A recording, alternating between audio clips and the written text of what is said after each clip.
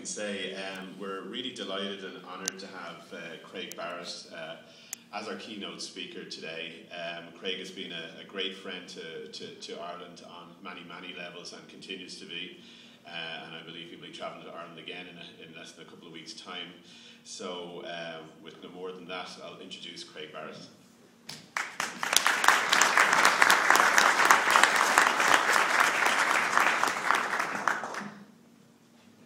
Okay, I've no PowerPoints, so don't look up at the screen. First of all, let me compliment this collection of researchers for a couple of reasons. One is it's a pleasure to see all the activity that's going on in Ireland. It's also a pleasure to see all the interaction between the private sector and the universities in Ireland, because I think that's absolutely critical. And having this meeting here at Stanford, which is perhaps one of the great homes of collaboration between the private and the educational sector, is absolutely the right thing and absolutely necessary for what's successful in the 21st century. The reason you're having this meeting here is pretty clear. The reason we're talking about this topic is pretty clear, and that clearness comes from the changes that have taken place around the world in the last decade or two. It could be no better emphasized than the fact that the two organizations that are sponsoring this, IDA and SFI, are serial in their formation for a very obvious reason. Ireland chose to grow its economic development on the basis of job creation, and that job creation came on the back of foreign direct investment into Ireland, which created high-paying jobs and started to grow the infrastructure in Ireland and took Ireland from basically the bottom of the EU to the top of the EU in per capita income. And after a while, it became clear, I think, to the Irish leadership that FDI was great, but FDI is job creation, it's not wealth creation. And indigenous wealth creation is absolutely a critical issue in the 21st century. It's how do you create wealth in an economy, grow jobs, but grow the economy, grow the capability of the system to support a higher standard of living. So the Irish have been worrying about that for a decade or so now, that Science Foundation Ireland's been in existence. In the U.S., we have exactly a parallel situation, but for slightly different reasons. The U.S. has been involved in wealth creation and creating jobs in parallel. We've all of a sudden realized in the last decade or so that you can't justify a salary of $60 or $70 an hour to screw lug nuts on wheels on cars in Detroit.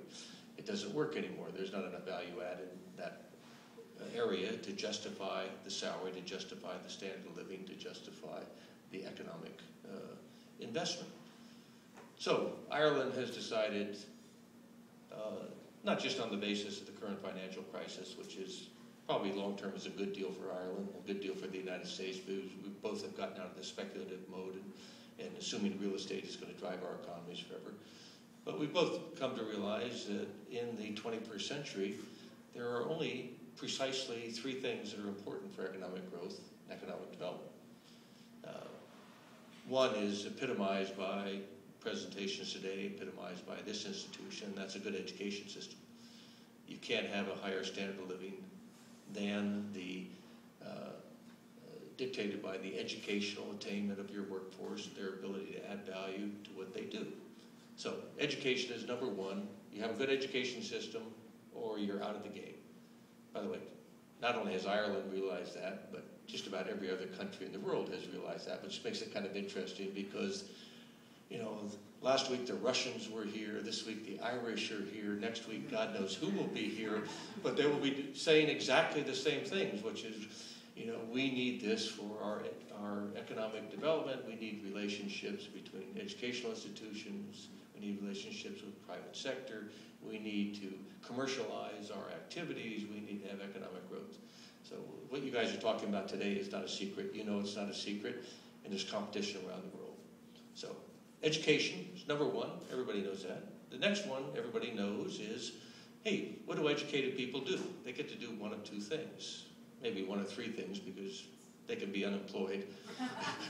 But If they're employed, they can do one of two things. They can be working for somebody else, and that means they have a job, but they're not necessarily growing the local economy or participating in wealth creation for the local economy. Or they can do something new and exciting.